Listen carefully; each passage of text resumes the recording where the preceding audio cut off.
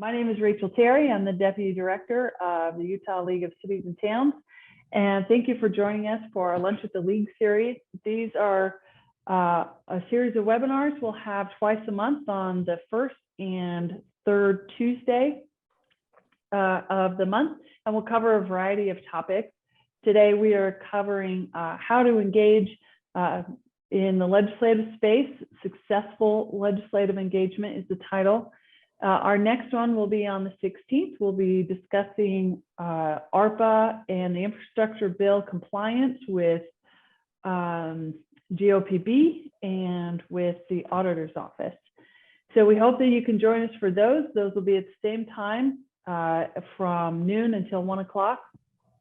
And we'll have Sophia DeCarl, Laura Hansen, Taylor Kaufman, Holly Anderson, and Andrew Driggs, who will be participating in that one. So, and then on September 6th, we'll be talking about Your Land, Your Plan, which is a program that is being sponsored by the League in partnership with IHC and Zions Bank to help municipalities utilize their public assets, meaning the land that the municipalities own and how they can better utilize those resources. So thank you again for joining us, and I'll turn this over to Justin Lee. All right, thank you, Rachel. Hello, everyone. We're at that weird time of the day when you can't say good morning or good afternoon, so you can't decide what to say, so you go with hello. But really excited today.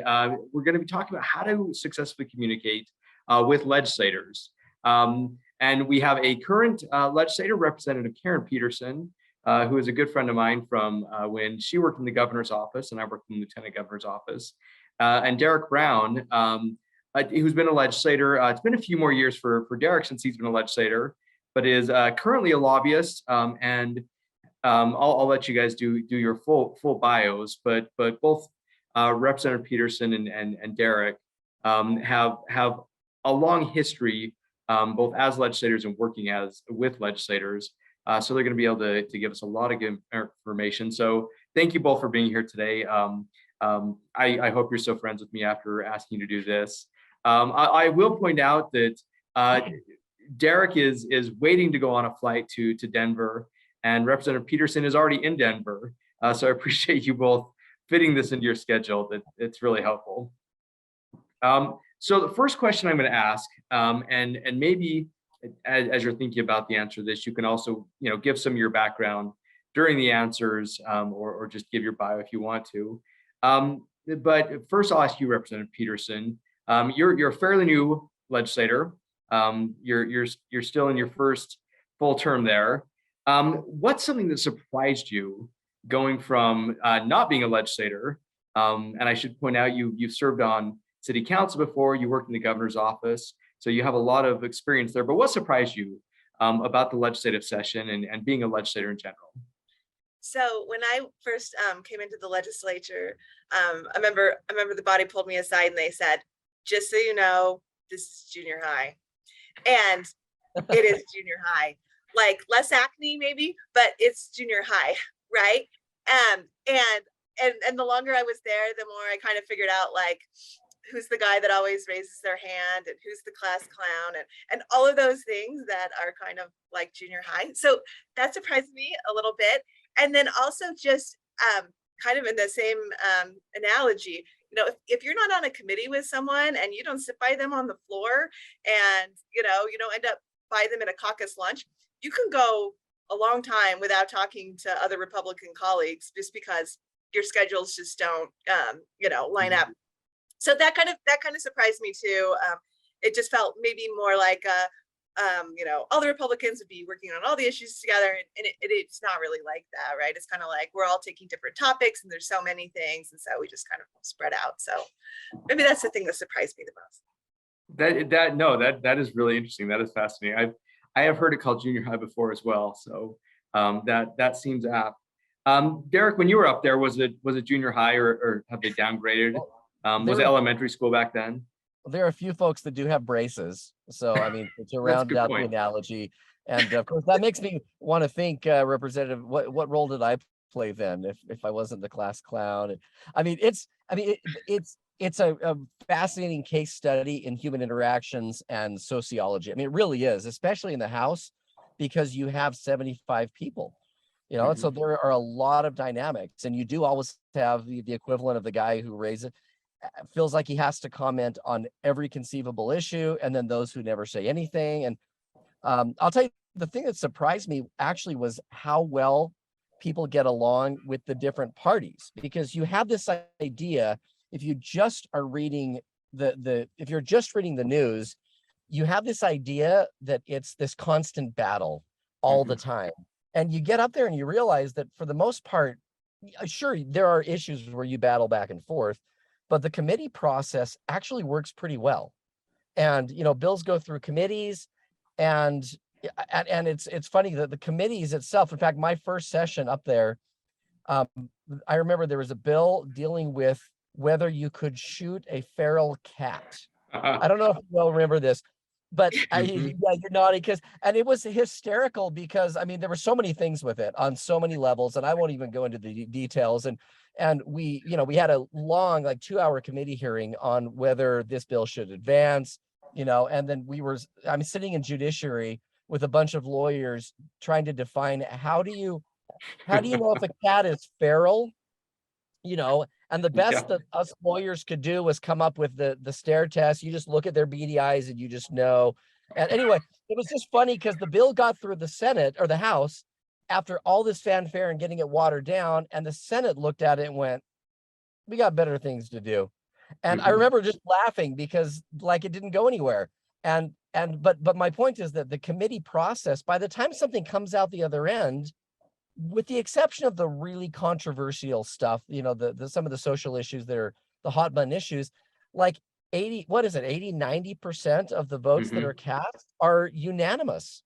So this idea that everybody is always at each other's throat and it's a constant battle, it just isn't the case. I mean, for people to be angry and disagreeing is the exception, not the rule.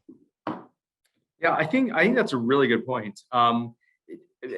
And I think one of the things you mentioned there is the committees, and Representative Peterson, I love how you bring up, legislators you just never really interact with.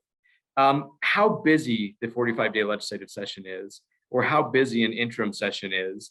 So for our members, members from cities and towns who are trying to get a hold of legislators, who have an issue that they would like to get a legislator to look at, how do they cut through all that noise? What do you find is an effective way to get an issue in front of a legislator, or to talk to a legislator about a bill that you have concerns with? So the most important part in communicating with your legislator is just to build a relationship with them. So when your text comes through and your email comes through and you give them a call, they know who you are. They have some background and context on why you might be calling. That's incredibly, it's priceless, right? And it really is going to be the thing that helps you cut through the noise. So remember, your constituents are our constituents. We represent the exact same people, literally, right? And so if you're hearing from people on something, there's a good chance I'm hearing from them too. So, anytime you can talk about your shared constituents and what they need and how you can best serve them, that's good. I will also say phone calls are a little tricky just because we're a part-time legislature. I have another job, a full-time job, and other things that I do. It's hard to take a call during the day. Sometimes maybe in the evening you can catch me, but if you send me a text or an email, even if the text says, hey, I want to talk to you about X, Y, and Z, I'll get back to you. But it's not always easy for me to pick up the phone. So texts and emails are a great way, especially, identify yourself right away, who you are, your email or, text. Sometimes too, you might think they have you, I don't have everyone's number in my phone, so say who you are in your text, just to make sure I know who it's coming from. So those are just really simple things, but the key really is the relationship. If anyone on any of my city councils calls me, I know them all, right? I will call them back. I'll get back to them. Yeah, absolutely. That's perfect. And for everybody listening, you've heard us talk about it here at the League. We have, the Cities Work Initiative, and that is really about, talking with legislators, showing the city's work all the time, building those relationships, because those relationships are so important. One story from my time up on the Hill, particularly the Senate Government Operations Committee is where I spent a lot of time when I was in the elections office. And it got to the point where I wouldn't get up and testify on bills. They would look down at me and I'd just give them like a thumbs up. And that was my whole testimony, because I'd spent those years building that relationship. Senator Ipson would just say, Justin, and I'd be, yep. And that saved a bunch of time. But Derek, what have you found to be effective as a legislator and before? Well, I mean, that it's funny because that's exactly the same concept I wanted to emphasize is you have to build a relationship, but you have to do it ahead of time. Like build it so that when you need, build the political capital. So when you need it, it's there. Now, the reality is legislators get a lot of emails and they get a lot of correspondence. And truthfully, a lot of it comes from people that are not in their districts. So, I mean, I'm sure Representative Peterson, I don't know what the ratio is, but especially on some of the hot button issues, if I would get 100 emails, chances are, 5 of them were from people in my district on that issue. And so the reality is we ignore those because you can't respond. I mean, I'm from Cottonwood Heights. So Cottonwood Heights is my city. And if someone would, like I knew all my council members, and at the time it was Mayor Collimore. And so if Mayor Collimore texted me and said, hey, we actually care about such and such a bill, like I'm always going to listen. So you have a natural advantage as the cities because legislators really do care and they really do listen. I also had Sandy in my district. That was when Mayor Dolan was there. And I mean, it got to the point where if there was a bill that I was voting on, a lot of times I'd proactively reach out and I'd say, hey, this impacts you. I think I'm good with it. Are you good with it? And, I didn't always do exactly what they said, but you know what? If both Mayor Collimore and Mayor Dolan said to me, hey, we've got problems with this bill, you know what? That was a huge red flag for me. And the chances of me voting for that were pretty slim. If not, it would incentivize me to work on it and see if we could fix it. So build those relationships, build them early, and know that legislators, as much as they do get a lot of email, the number of people with whom they regularly contact and have interaction in their districts isn't as high as you would think. I mean, for me, it was like the same 40 or 50 people all the time. Yeah.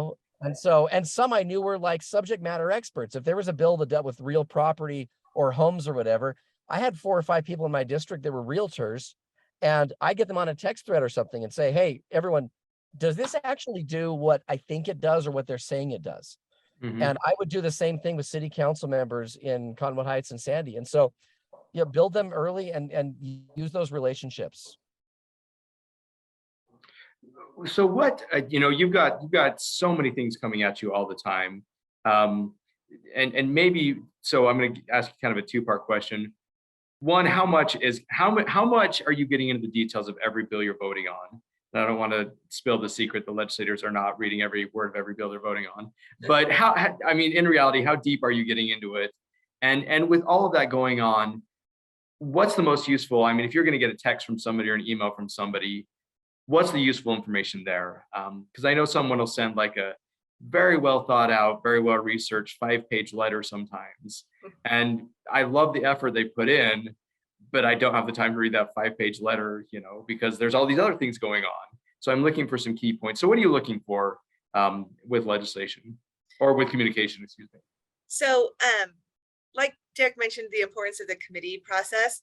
So if I have a bill coming before committee, that is a bill I'm reading every word. I'm talking to people. I take my committee responsibilities really seriously, and that's how all legislators are, right? They take those bills coming before their committee and their feelings about vetting those bills very seriously. So if a bill's coming to committee, the day of or the day before, sending me a text, incredibly helpful. Especially, remember how fast the session moves, right? It moves really fast. So if you're like, hey, there's like an idea for a bill and it might come out at some point during the session and I'm just telling you about it, great, I'll read your text. I might not remember. If you tell me, hey, I saw this is on your agenda and this is what you need to know. Like timely communication is incredibly helpful. And then on the floor, I'm still have so many assignments that I actually do still read every bill I've been on the floor. Now, I can't tell you in 5 years if I'll still be able to do that, because, I see the people on rolls and the people, that just get pulled in committee chairs, and it becomes a different level of workload. But this year I felt like I could read every bill, because it's actually way less bills than I had to read when I worked in the governor's office. So it's really late to me, but I try and just, skim through all the bills that I know I'm going to be voting on. And then what I do, and this is another reason I want you to know committees are so important, is, when they pull up a bill and we're going to debate it on the House floor, if I see that, let's say the bill even failed 8-1, or passed 8-1, right? And I'm like, hey, how come so-and-so voted against that bill? Like, what happened in committee? I'll often pick up my phone and call that person and say, hey, I see you're the one no vote from committee.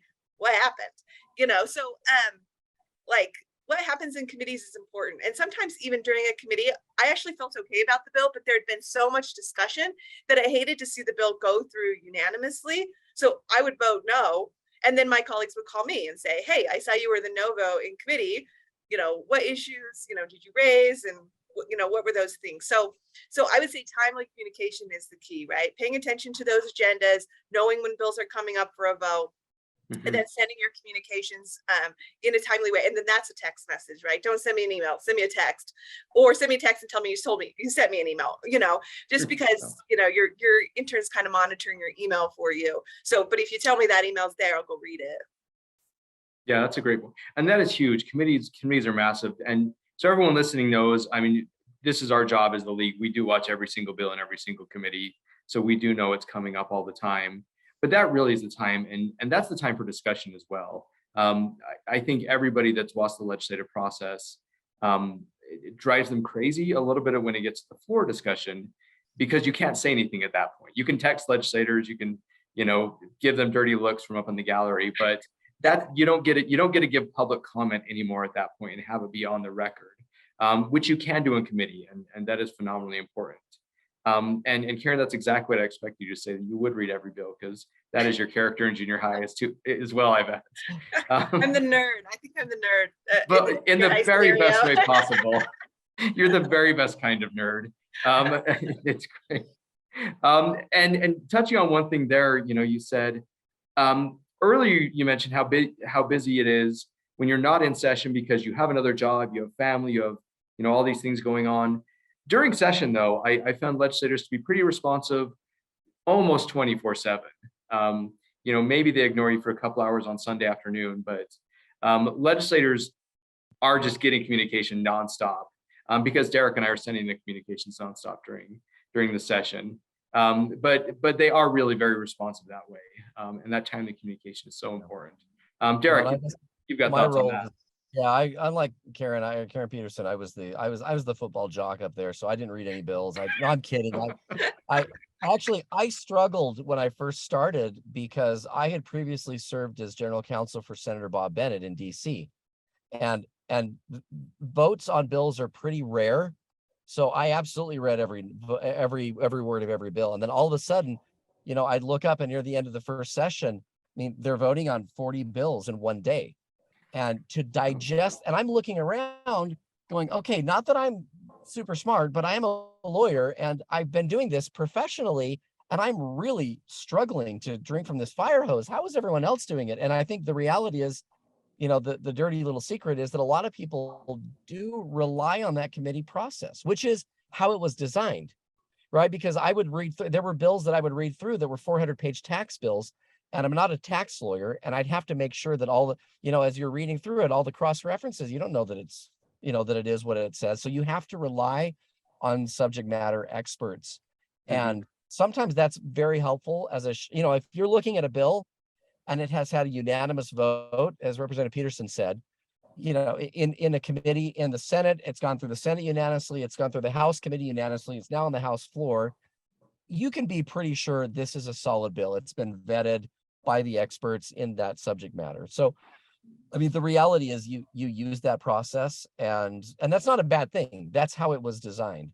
And so I would use that. And of course, there are ways to address bills where there's problems that you see that come up. But Anyway, and now I'm going on that now, Justin. I forgot what the original question was. You know, it's funny. I was just asking myself what the original question was as well, and luckily I have a notepad.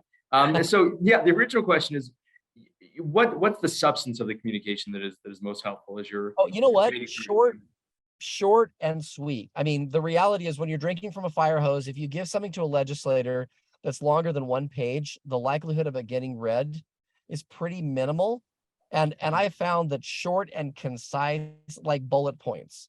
Here, this is a great bill, and here are the 3 reasons you should support it. Or, you know, we oppose this bill, and here are the 4 reasons that we oppose it. I mean, really short and concise is absolutely the best way to do it, because there are so many things going on, which is why, I mean, I think, honestly, I think Justin and Rachel have like the hardest job of anyone on the Hill, because most organizations that advocate or monitor bills have got, you know, a couple bills that they care about, 4 or 5. Some may have a dozen that they care about. Most organizations that, you know, in that subject matter, you guys have, well, every session, I don't even know. like 200 bills. Yeah. I mean, like the sheer volume of stuff. I mean, no other organization up there has that many bills. But when you're looking at what implicates cities and at every conceivable level, I mean, that's roughly what, 1/3 of all the bills that go through. So anyway, it is mind-numbing the amount of stuff that you guys have to monitor and then prioritize what matters. What do we really fight on? What do we not?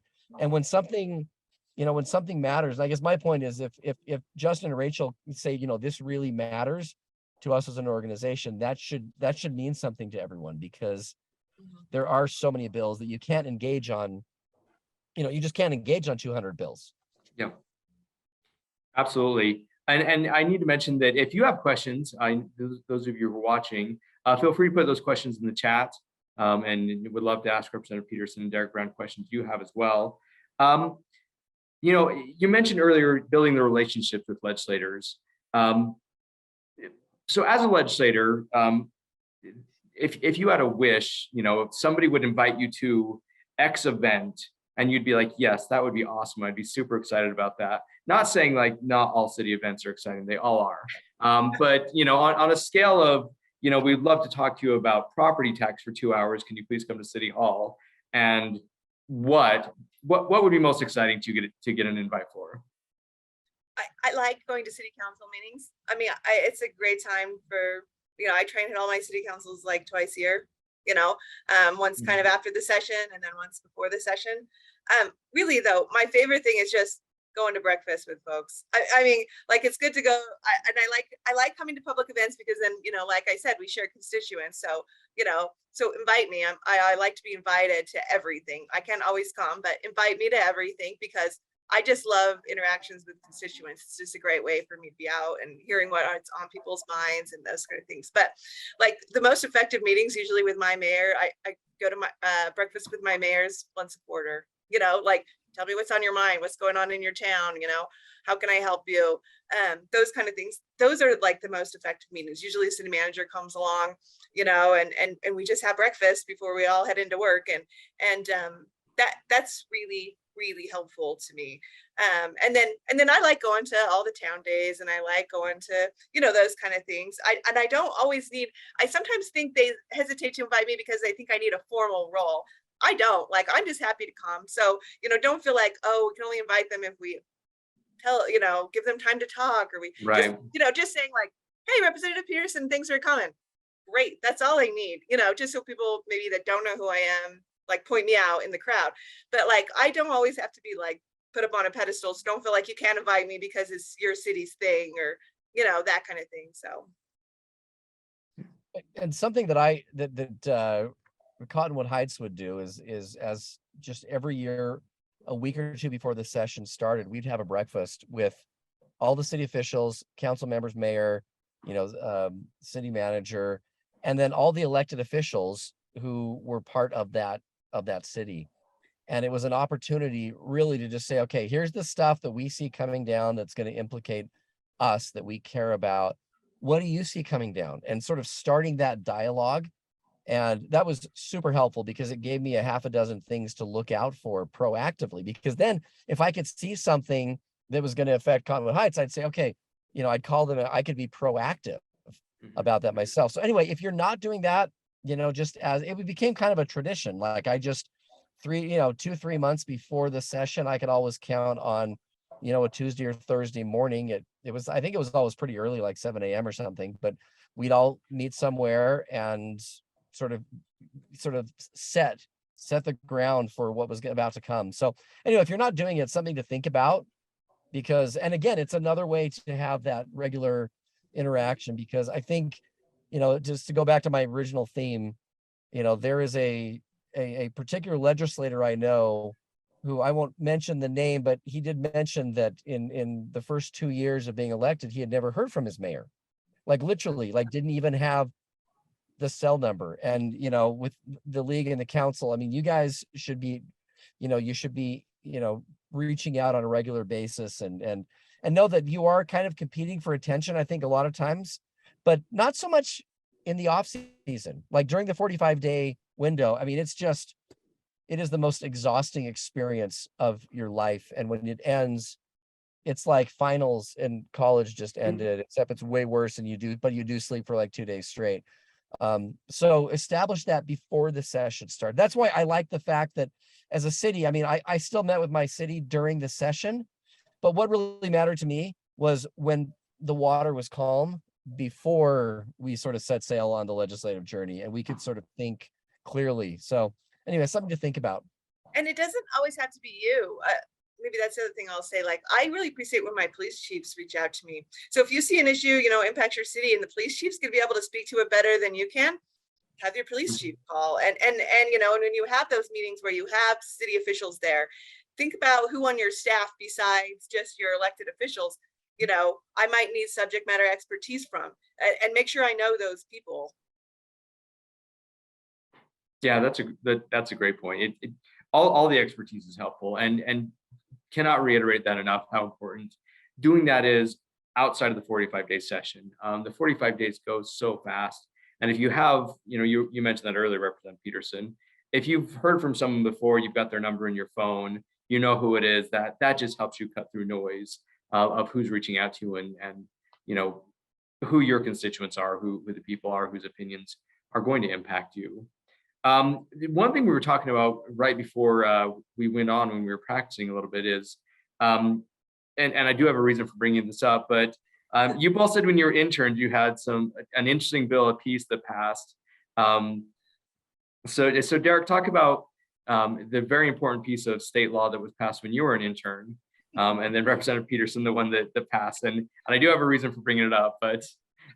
Okay, what he's referring to, and this was, I was an intern for the Senate Minority Leader, who at the time was Scott Howell. I don't know how many of you know Scott, but Scott's been a dear friend through the years, and he was that's who I interned for. And I remember there was a very substantive bill that was being debated involving educational funding, and and like no one was there listening or cared at all. And then it ended, and then the next bill was one designating the official state cooking pot.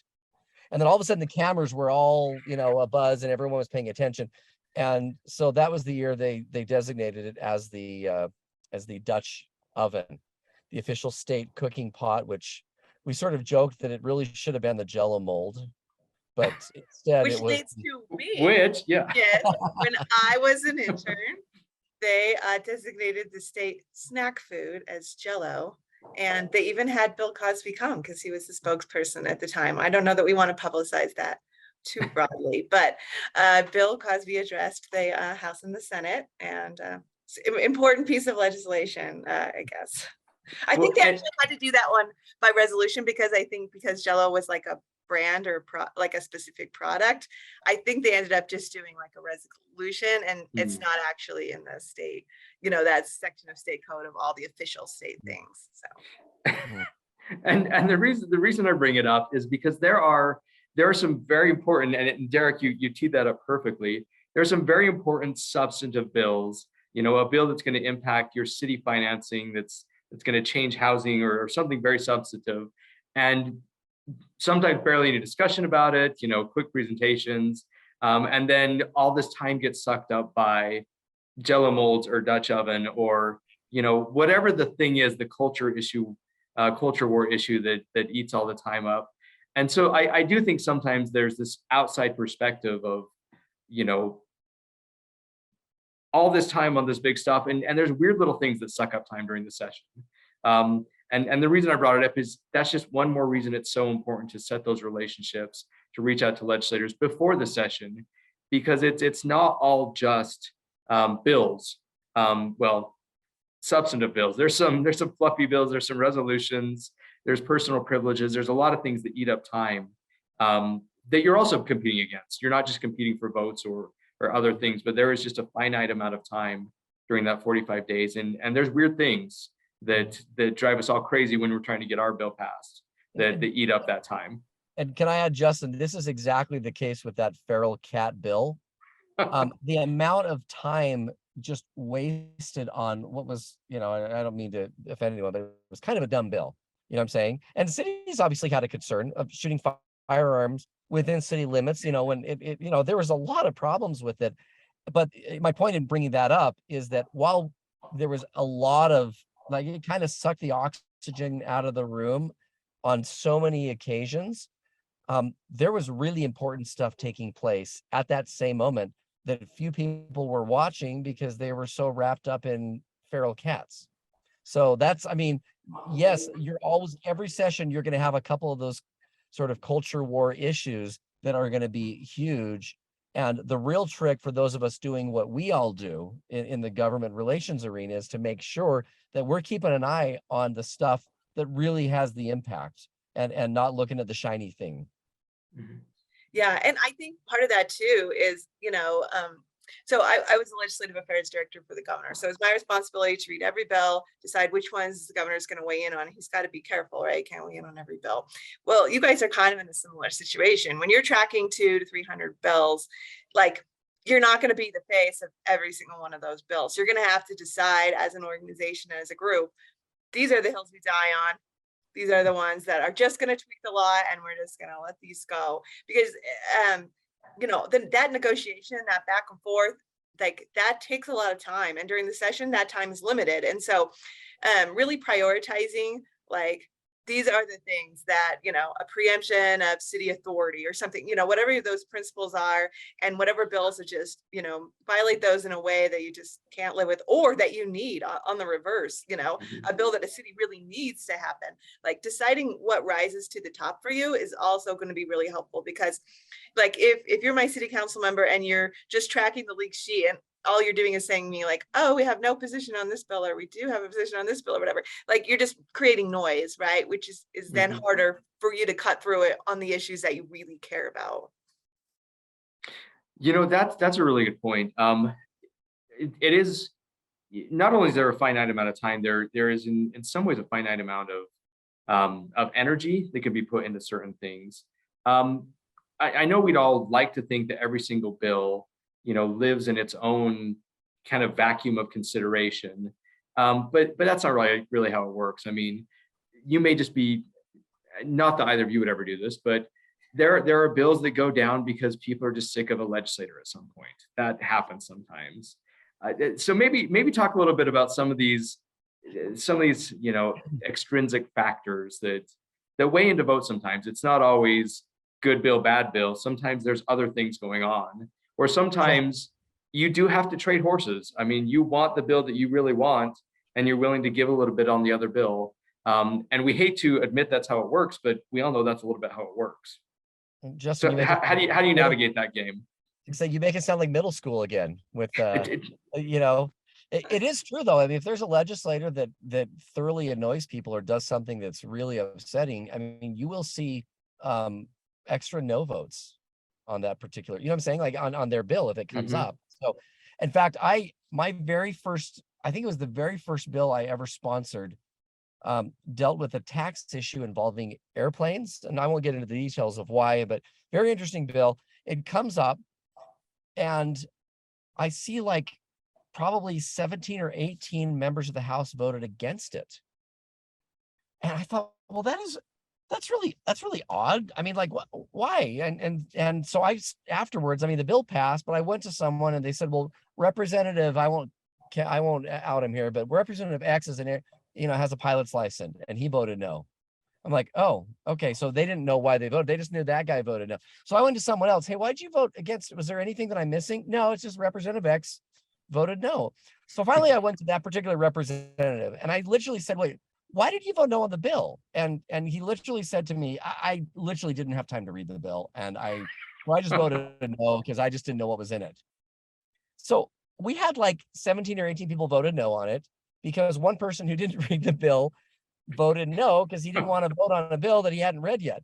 So there is a really fascinating group dynamic. Anyway, your comment, Justin, made me think of that because I mean, that's the middle school thing as well, where, the personalities, and charisma, I mean, does play a role. I mean, the reality is once you get in the House or the Senate, say the House, I mean, you're only one of 75.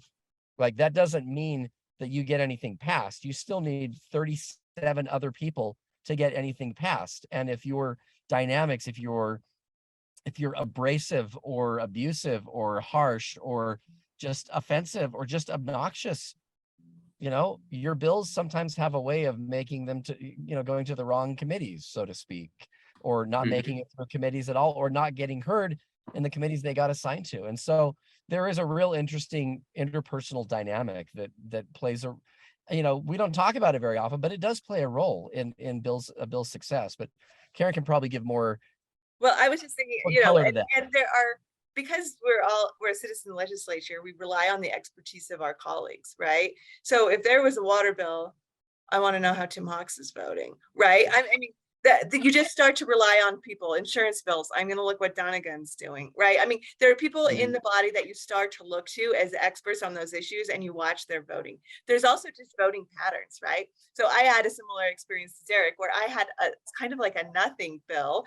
In fact, it was like loosening regulations, which is something Republicans should love, right? But it was about preschool. So I give my presentation, all of a sudden I have 17 no votes, and I'm thinking, why are people voting no? So I asked them, and they're like, well, I saw a couple of my other, really conservative colleagues voted no. I saw the word preschool, so I voted no. And I'm like, okay, but understanding that dynamic from the city side, knowing who you've got to get. If this is a water bill, I better make sure Tim Hawks is voting yes, right? So knowing that is really helpful for your organization. I mean, that's why you have, professional people on the Hill. So you as city council members don't have to know all of that. But when there are those really important bills, knowing like who are the resident experts that other legislators are going to look to is really key. And knowing as well, can I add, I mean, where Rachel and Justin sit on a particular bill matters to the committee. I mean, because if it has an impact, I mean, I've heard this, I can't tell you how many times, when I was in the House, I mean, my current partner is Lincoln Schertz, and Lincoln worked with the league.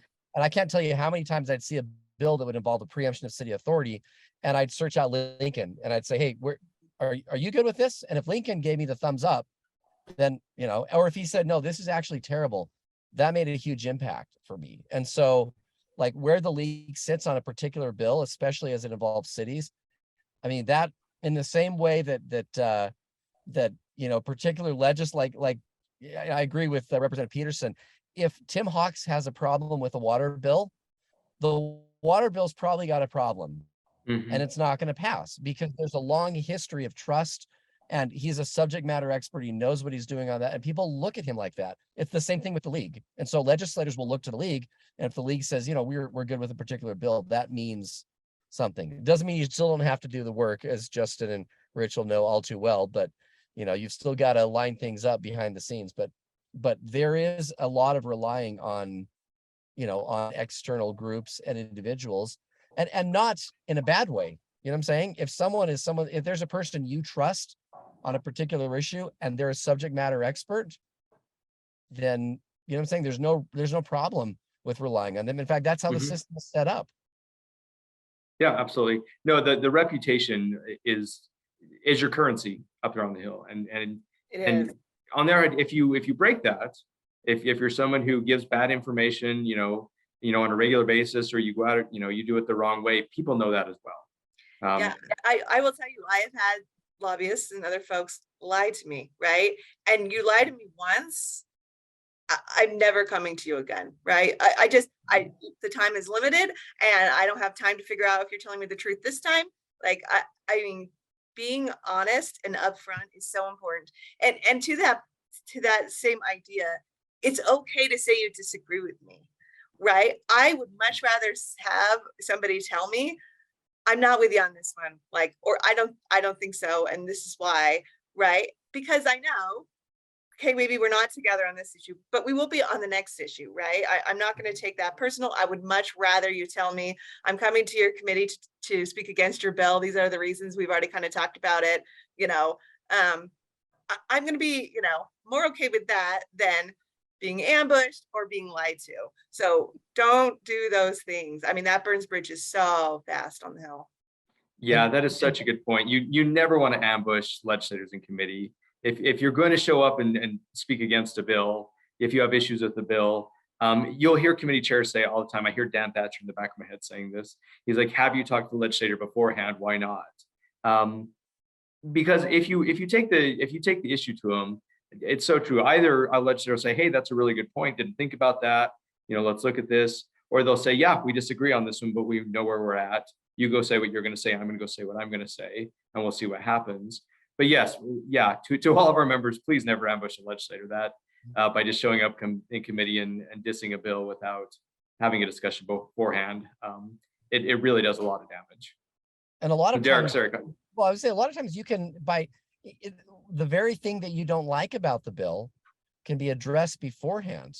But if there's an ambush, then it's very frustrating for a legislator, because a lot of times they've spent a lot of time and energy, getting to that point. And most of the time you can know where a legislator is. I had a funny experience. My very first session, there was a particular bill that came up, and it was coming up in a committee in the afternoon, and I hadn't taken the time to read it yet. I was going to do it during the lunch break. And that morning, I got bombarded with lobbyists and groups. And where are you on this? I said, hey, I just don't know. And it was breathtaking how the bombarding. And finally I said to one person, I'm like, why won't everyone leave me alone? There's 15 other people on the committee. And this particular lobbyist smiled. He goes, Representative, you're the only person that nobody knows where he or she is at on this bill. Everybody else has said yes or no. I'm like, oh. And it wasn't that I didn't have a position. It's just I hadn't taken the time to sit down and finalize where I was. And everybody else had said, as Representative Peterson said, yes or no. And so once someone's a yes or a no, you can kind of stop pestering them. And I was the last person out. And so everyone, everything was focused on me. And so anyway, but the point is, ahead of time is always the better approach. And frankly, that's a good rule of thumb for legislators as well. I mean, if I were going to speak against a bill on the floor of the House, 10 times out of 10, I always spoke with the legislator whose bill it was ahead of time, rather than ambushing them. Because again, there's that interpersonal dynamic, because that says to them, I respect you. I respect the fact that you spent a lot of time on this bill and that you care about it enough to sponsor it. And so I'm going to let you know that I have a problem with it. I'm going to speak against it. And so, yeah, I would highly recommend any bill you oppose, never do it, never do it in a surprise. Rachel, do we have any questions in the chat? And if we don't, if anybody has questions, please put them in the chat. None in the chat, and I don't know if you're going to cover this, Justin, but how would someone engage with you to then engage with the legislator? When does it make sense to talk to you at the league versus going directly to your representative? And what's the role? And I'd be interested in what Derek and Representative Peterson have to say about that as well. Yeah, that's a great question. Coordination with the league is, we have so many members who are involved in so many things. If you're talking to a legislator about a specific policy, if you're talking generally, if you're doing tours, if you're inviting them places, we would love to know. We like to know what's going on and what's happening out there. So a heads up is great there. But if you're talking about specific legislation, please always contact us and coordinate there. Because at some point we are going to have to take a position on the bill through our legislative policy committee. And if one city goes down one road and all the other cities are not on board with that. That puts us in a really weird place where a legislator says, oh, my city brought this to me, I'm running it for them, and then the league suddenly walks in and says, oh, but we hate it. There's just one city that likes it, and that puts everyone in a very awkward position. So I think it's really similar to the discussion we're having there. If you're in favor of things, or if you're against things, if you're working through something, give us the heads up, and we can let you know whether that's something we can work on with you, or how the rest of the membership feels. We have weekly legislative policy committees during the session where we take positions on all the bills. We have daily briefings, we have nightly emails, and then throughout the year we have our legislative policy committees and our conventions and conferences. So yeah, always great for people to come. But I won't speak for Representative Peterson and Derek, but I have had plenty of legislators who say, hey, X city reached out to me and said this, where are you guys on it? Or vice versa. I'll go talk to them and said, yeah, but my city said this. So there is that dynamic going on. If we know what each other's saying, it's going to be more smooth. And you aren't all going to agree all the time. That's okay. Right? The different cities have different needs and different things, and it's okay. People in the legislature understand that nuance, that sometimes my city, I mean, I represent Clearfield and West Point, right? The things Clearfield talks to me about, are totally different than the things that West Point talks to me about. So, even within my district, I see just really diverse cities. And so like it's okay for that nuance to exist. And I would say when in doubt, don't assume that there's going to be a conflict and an inconsistency among cities. Always reach out to the league. I mean, that's because in a perfect world, the league, takes a position, you work with the league, and, you're almost always going to, you're almost always going to get a good result if you work together as a team. And okay, this may not be the right thing to say, so Justin, shut me down here if I say it, but you should. You're right there. The reality is, I mean, considering who you are and considering the membership of the league, you should almost never lose a battle. You know what I'm saying? Because, you have legislators who come from city positions. They understand where you are. You're even closer to the constituents in some ways than they are. And the amount, I guess I would say, don't underestimate the political clout and capital that you have coming from the cities, because where the cities are absolutely matters. And you'll get your best result if you coordinate with the league, because then you have the clout, not just of your cities, but any other, other cities and that whole apparatus. And so be sure to do that. Don't ever, my guess is Justin and Rachel are okay if you over communicate. Like they're never going to get, they're never going to get an email that says, hey, just FYI, I met with so-and-so the other day, legislator, and we talked about this. And anyway, don't know if you care. Like they're never going to go, seriously, are they bugging me? I mean, they'll always go, oh, that's great. And chances are they may have heard through the grapevine about that issue with another legislator, or, and also a lot of the stuff that goes on at the legislature goes on behind the scenes and isn't formal.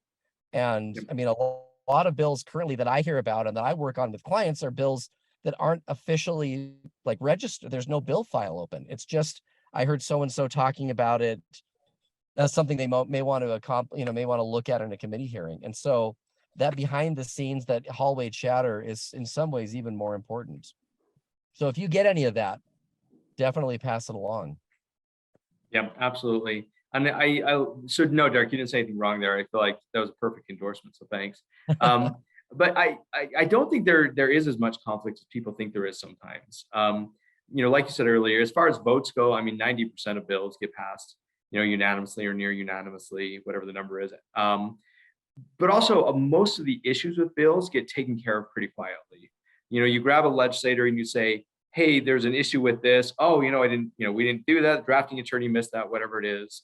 And a lot of stuff gets fixed without, any real fanfare. There's a quick substitute in the committee hearing. And most of the time when I bring an issue to a legislator, again, because we're going to do it with a straight face, we're going to be honest. We're not going to, bring up stuff just for the sake of it. But when we bring issues to legislators and they're real issues with the bill, hey, if you implement this bill, this is going to cause a problem. Most of the time, legislators listen and we make quick amendments and we fix bills. That really is the norm. And so And the best way to set yourself up for success is for local government people to run for the legislature who have had that experience, right? So then when you say, hey, there's an issue with this bill, let me explain why. And you've already been on a city council. And so you understand what they're saying. That's a huge deal. You know, we were talking earlier about experts in the legislature. That's a space where the legislature is lacking, actually. People who have served as city council members and mayors. We need more people who have been in local government, because just understanding how a city functions, what the role of the city is as opposed to the role of the legislature, what cities are capable of doing without the legislature telling them what to do, right?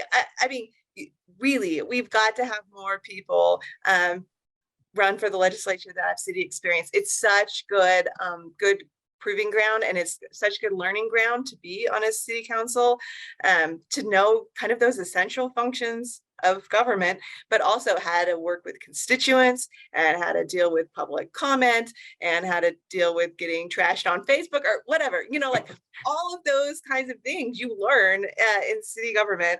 And we need more people with that experience on the Hill. We just do. Oh, that was so Rachel, I know we have one in the chat, but I'm going to just jump off this one because Representative Peterson, that was perfect. I was going to ask the question, and Derek, you're very well posed to answer this one too. Is so how do you run for office? You know, you've run for municipal office before, nonpartisan office. How do you make that leap? Yeah, you do have to pick party. So you know.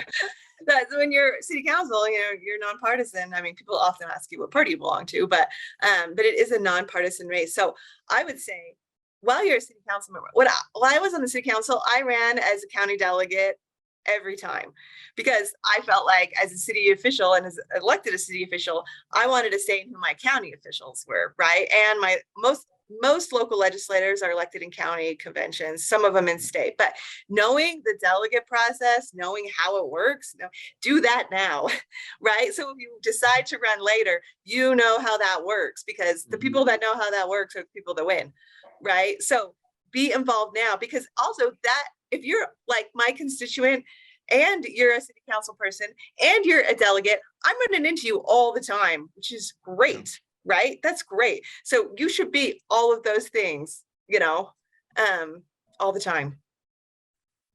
I love the advertisement for getting involved in the delegate process, because that's really where the rubber meets the road when it comes to, you know, it's and apart from the dynamic of how influential our delegates and the convention process and all that kind of thing, the reality is if you put together a group of the most, like in my house district, if I sort of made a list of the most influential sort of grassroots people who are most involved, and then I made a list of my Republican delegates in that area, there's going to be a lot of overlap. And so I highly recommend, as Representative Peterson said, like get involved in that process, you know, regardless of which party it is, get involved, because every party has a small group of people who are hyper involved and very influential simply by virtue of the fact that they show up. You know what I'm saying? So often, I mean, most of these legislators will do town halls and they'll be thrilled if they get 10 people there. And I mean, they're not, you know, they don't get hundreds. They just don't. That's this is not like a town hall with, you know, with a US senator or whatever. I mean, this is, it's the reality is the percentage of people who are very involved in politics enough that they show up at town halls is pretty small. So be part of that group. Absolutely. So Rachel, I know we had a question in the chat. Let me read it, and I think then we'll wrap up. This one's a pretty practical question. What is the best way to reach out to your representative? Text, phone call, email, intern? And is it different during the session versus the rest of the year? And this is from Jarrett Waite. Yeah, so I during the session, using the intern's great if you want to meet. So if you want to meet with a legislator, get their intern's number and contact them, and then they're usually controlling everybody's schedule at that point. It's too hard to manage that. So, but the rest of the year we don't have interns, right? So it's just us. So I think text and email are the best way to get a hold of people, and I think that. Yeah, it's pretty simple. All of our numbers are on the website. So if you don't have their phone number, go on the legislative website, and everybody's phone number and email address are there. Yeah, and I will say those aren't those aren't fake phone numbers on the website. They do respond to those. My When phone. people say, oh, how can I find this legislator's phone number? I mean, and for some legislators, yeah, I have like 3 phone numbers because they forget which phone they're on sometimes. But those ones on the website do actually get to them. And you'd be surprised that most of them really do respond. You know what I'm saying? I can't tell you how many times someone would email me and I just pick up the phone and I just call them. And so, and usually they'd be like, wait, who is this? I'm like, this is Representative Brown, Derek Brown. Wait, really? Like they were surprised that I actually picked up the phone and called. So when you send an email, a lot of them are inclined to return their calls or call people on the road. So always give them your cell phone. Yeah, and that's another key, right? So always identify yourself. So when you email me, put your address and who you are, because you get so many emails and you're like, is this from my district or not? I don't know. And if I'm kind of like not sure, I might be slower to respond. But if I know you're from my district and I know, you're my constituent, I want to get back to you. Absolutely. Yeah. Don't do the form emails. Don't do form emails. Those are literally the least effective way. And I'm sure at the city you get these too, but the least effective way to get a hold of any branch of government or to anyone is those form emails. Those just get deleted. In fact, during the session, we don't even read them, right? Because you get so many emails. Your intern just filters all the form letters out because you have. In fact, the first thing you should say is, as Representative Peterson said, like make it the very first thing you say. Hi, my name is so-and-so. And if someone started the email that said, hey, this is Jenny Davidson and I'm in your district. I live over off of Creek Road and Highland Drive. Like, it doesn't matter whatever else they're going to say. I'm reading it, because I know now I've got a frame of reference for who it is. But if it says, dear representative, and then it's dear like Congresswoman. Dear Congresswoman. Dear Congresswoman, exactly. I love feral cats. So quickly, so things that I've heard, there's a lot of great information. So thank you both so much for taking the time. But build those relationships. Not just during the session, but all year round. I love you're saying, Derek, be involved, be at those town halls, but build those relationships all the time. When you're doing the communications, make sure they are timely, make sure you're IDing yourself, and keep it short and concise. That'll go a long way to getting those responses and getting the response that we need. Rachel, I know we need to wrap up, but Representative Peterson, Derek, any final parting thoughts? No, thanks for having us. I appreciate it. It's great. Thank you both so much. Thank you so much for being with us, Representative Peterson and Derek Brown. And thank you to all those who listened to our call. It'll be recorded, so if you want to share it with some of your colleagues in your cities. And we hope you'll join us on the 16th to talk about the infrastructure bill and ARPA with GOPB and the auditor's office. So thank you again.